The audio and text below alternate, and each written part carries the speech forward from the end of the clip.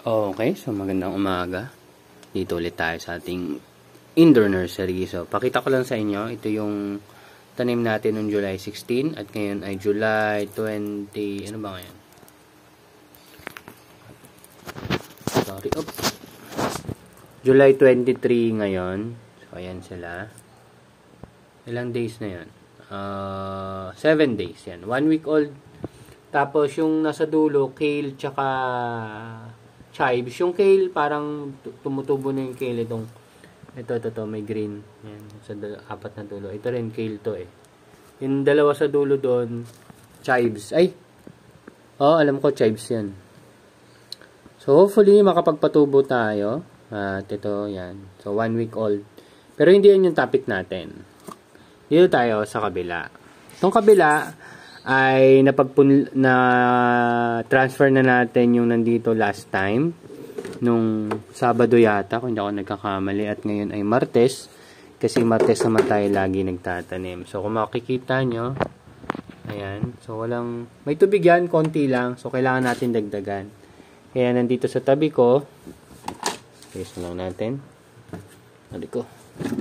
Nasa tabi ko ang aking lalagyan ng nutrient solution. So, kailangan lang natin mag-refill. Maglagay ng nutrient solution. Wait lang. Sorry. Yan. So, ito yung nutrient solution na to ay naka-formula na pang tawag dito? Pang lettuce. Ayan. So, hindi to 50% na usually nakikita ko or nakikita nyo sa mga videos. So, full strength kaagad ang ginagamit ko sa mga tanim ko. Pero wala pa akong experiment na 50% eh. Dati, nagaganon ako dati eh. Nasubukan ko naman siyang 100%. Gumagana naman ng maayos. Tinuloy-tuloy ko na. Hindi ko naman sinasabing mali yung 50%. Hindi ko naman sinasabing tama itong ginagawa ko. Pero, gumagana naman kasi siya sa akin para hindi na lang din ako magdagdag ng isa pang process. Pero maganda yung process na gano'n kasi slowly introducing mo yung tanim mo sa nutrient solution. Kasi sa umpisa naman talaga, hindi sila sanay na nakababad talaga sa tubig. Lalo na ito, 100% nutrient solution. Tsaka sa early stage din kasi ng buto, hindi naman niya talaga kailangan ng nutrients kasi kukuha siya ng nutrients dun sa cotyledon niya.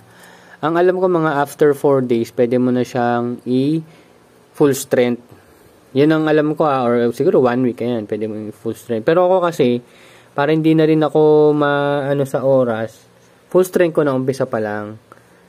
Kasi susunod doon, magpapalit ka pa ulit or ita-transfer mo sila sa may 100%. So, kung pwede naman siyang nasa 100% na, 100% na lang. So, ayan, kanina wala masyado. Ngayon, medyo tumaas na siya. So, nakapagdagdag tayo mga, sabihin mo ng 1 liter. Mga 1 liter. Kasi meron pa talagang laman yan. And, ang usual na laman ng container ko na to, ito. Yung tray na yan, ay 3 liters, mga 3.5 yan. So, ito mga bago-bago pa to. Ito mga net cap. So, kukunin natin sa dulo. Yan, ito. Ano yung ilalagay natin dyan isa-isa. Yan. So, pupunuin ko lang yan. Ilan ba to? Ba't ako may pasobra? Nisip ko ba't may pasobra eh. Kasi 2, 4, 5, 6, 8, 7 times 6. That's 54. Tama ba? Hindi. Tama ba? 2, 4, 6, 2, 4, 6, 8, 9 pala, 9. 9 times 6, 54. Kaya sabi ko, 54 to. Hindi ko sure ba't nagpasobra ako. Ano ba yung tatanim ko dito? Usually kasi ngayon ang nilalagay ko na lang talaga is 48. Hindi na ako nagpapasobra. Kasi wala akong tataniman. Yun yung problema ko. Tataniman. So, nisip ko pa kung ba't ako nagpasobra. Baka may pinaplano ako na hindi ko lang maalala. Kasi yung mga kale ko nandun na naman sa kabila eh. Kale. Tsaka yung chives. Siguro try ulit ako mag-chives. Try ulit akong dagdag ng chives. Tsaka kale na rin dito. 6 siguro. Ito gamitin natin. Yan. Kasi itong proseso na to, itong gamit ko na tawag dyan. Hindi ko malala. Tawag dito. Seedling tray. Yung pinutol ko na seedling tray yan. Ito yan sa 128 holes. Under experiment pa rin yan. Under observation. Kasi ang maganda dyan, kung yan yung gagamitin ko, buo kasama yung ugat, may ibibigay natin sa client natin. So, kasi pag may ugat, hindi agad-agad talaga malalanta at baka siguro ma-appreciate nila. Pero kung ayaw naman nila ugat, pwede natin kunin yun.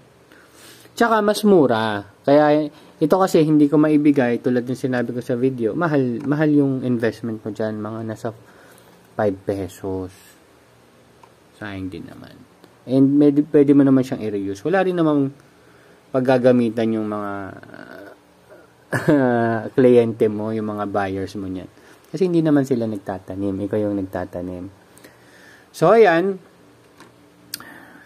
Tapusin ko na muna para hindi na masyadong tumagal. Wait lang. Okay, so that's it. Nailagay na natin. So, ang aantayin na lang natin yan is mag-absorb yung tubig or yung nutrient solution paangat. Yan. So, possible, mababawasan pa yung tubig, yung water level na yan pag nag-absorb na sila. At saka ito, nakikita ko nagbago na siya ng kulay. Yung iba kasi medyo light pa. Ito mga nagda-dark, ibig sabihin niya nakaka-absorb na agad yan ng tubig. So, hindi ko lang alam kung bakit yung iba mabilis, yung iba hindi. Pero, tingnan natin. So, mostly nang nandyan ay mga coco peat galing sa coco block. Maliban dito, kasi alam ko hindi pa coco block tong mga to Itong nasa ganitong klaseng lagayan. Pero most of them are galing na sa coco block. Lalo na ito coco block na talaga to. So, ayun, hindi ko agad sila lilipatan ng seeds sa ngayon. Mag-video na lang tayo para doon. Pero kasi yan nga, hinaantay ko silang mag-absorb. So, tingnan natin to. Isa sa mga una nating nilagyan. Mga halfway na siya, halfway. So, aangat yan, yung tubig na yan, hanggang mabasa yung taas. Tapos, mamaya, tulad ng, nasa na yung pang ko? Meron akong pang diin Ano kasi natin yan, didiin na natin yung gitna para magkaroon ng space. Tapos doon natin ilalagay yung buto. So, gano'n, katulad ng nakikita nyo dito. Ayun may parang lubog siya sa gitna. Which is, napakita ko na rin sa inyo na yung video na yan. Meron pa tayong late bloomer doon. Yung late bloomer sa dulo, maliit na maliit pa siya. Pero, pag lumaki naman siya, okay. Siguro na delay lang siya ng ilang araw, napagod siya, kung ano man. Pero kasi yung ibang kasabayan niya ay meron ng true leaf. Dalawa na yung true leaf mostly nang nandyan. Siya, cotyledon pa lang. So, late na siya. Anyway, tutubo pa rin naman siya. May mga plants talaga tayo na medyo late mag-bloom. Pero they will still bloom. Okay?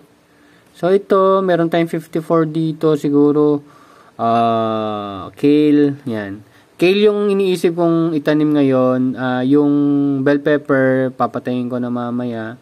And, hindi ko alam kung bukas or baka bukas na ako mag-harvest ng cucumber. May mga cucumber ulit tayo doon. Nakakatuwa. Kaya, yon isa pa pala yon cucumber. Tatanim tayong cucumber. Ibang variety, Sengel yata yung ang basa doon. C-E-N-G-E-L or Sengel.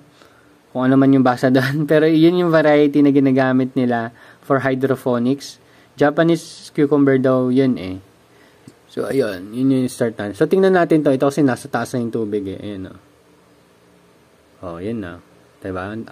Mataas na yung absorption niya ng tubig. Pero yung iba naman, slowly but surely, aangat din yan. Ayun, nasa halfway na sila. So, siguro mga 10 a.m. mag-transfer na tayo dito. So, yun naman yung next topic natin. So, ang tanong, ano naman itatanim ko? Siguro gusto kong magtanim Maglalagay ako dito ng tatlong anong variety yun? Yung lalik, hydraulic, tatlong Scamander. Kasi yung nakuha akong free kay Katanim, sabi ko kay Katanim kung pwede limambo or ibang variety. Pero yun yung nakuha natin. Tas the rest ng fourth iba ay Olmeti. Okay, so yung dalawang variety, it's either for our own consumption or pang market lang din natin. Kasi nag-start na rin tayo gumawa ng mga salads, pero hindi pa natin na ma-market eh. Yun yung nakikita ko. Pero meron naman tayong regular customer na bumibili rin talaga ng mga fresh produce natin. Maliban pa dun sa mga ka-jogging natin. Ayun. So offeran ko na lang din sila ng salad kasi hindi naman lahat may oras mag-prepare ng mga salad or kung ano man. So ako na siguro mag-prepare pa sa kanila. And that's it. Thank you very much and see you mamaya sa pagtatanim natin ng mga butong na sabi ko. And hopefully, maging maayos sila katulad nitong nasa kabila. Which is makita nyo itong, wait lang. Itong layer na to, itong first layer na to, lahat yan ay Scamander. Scamander. May mga Scamander din ako sa taas. Pero, kaya hindi ko siya pinaparami. Kasi nga, hindi naman ganun siya kabigat. Pag nung nag-harvest ako, kahit 50 days, nasa 60 grams lang siya. Maliit lang siya. Pero, ngayon, medyo nag-iisip na tayo mag-convert to NFT. So, kung magaganon man tayo, magkakaroon tayo ng maliit na setup for NFT. Okay, so yun lang naman. Thank you very much and see you next update, guys. Bye-bye!